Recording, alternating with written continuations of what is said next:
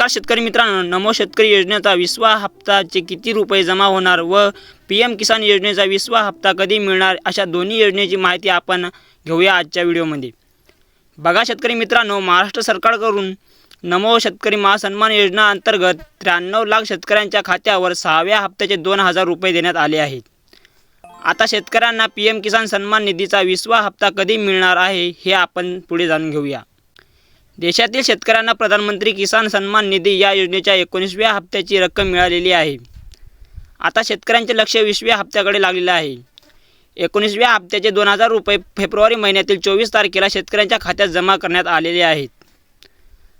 तसेच प्रधानमंत्री किसान सन्मान निधी योजनेचा फायदा छोट्या शेतकऱ्यांना होत आहे। छोट्या शेतकऱ्यांच्या या योजनेतून प्रत्येक वर्षात 6000 रुपये रक्कम 2000 रुपयाच्या 3 टप्प्यात दिली जाते। PM किसान सन्मान निधीचे 19 हप्ते शेतकऱ्यांना मिळाले आहेत। म्हणजेच आतापर्यंत शेतकऱ्यांना तब्बल 38000 रुपये मिळाले आहेत। बघा शेतकरी मित्रांनो, आता PM किसान सन्मान निधीचा 20वा हप्ता कधी मिळणार याकडे सर्वांचे लक्ष आहे।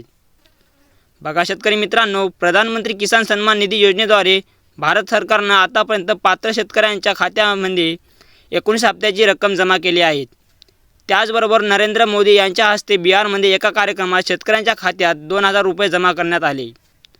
तो हप्ता जारी करून आतापर्यंत 1 महिना झाला आहे, तरीही शेतकऱ्यांना 20व्या हप्त्याची प्रतीक्षा करावी लागणार आहे। मात्र PM किसान सन्मान निधी योजनेचा हप्ता दर 4 महिन्यांना दिला जातो।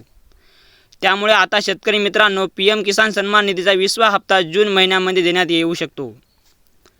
परंतु सरकारकडून या संदर्भात अधिकृत घोषणा करण्यात आलेली नाही आहे। बघा शेतकरी मित्रांनो, या शेतकऱ्यांना मिळणार नाहीत योजनेचे पैसे। PM किसानचे हप्ते मिळवण्यासाठी शेतकऱ्यांना या 3 नियमाचे करावे लागेल पालन। ते नियम कोणते आहेत हे आपण जाणून घेऊया। शेतकरी मित्रांनो, सर्वप्रथम PM किसान सन्मान निधीच्या वेबसाईटवर जाऊन e-KYC करणं गरजेचं आहे।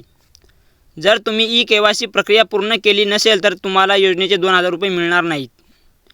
याशिवाय जमीन पडताळणी करून घेणं देखील आवश्यक आहे।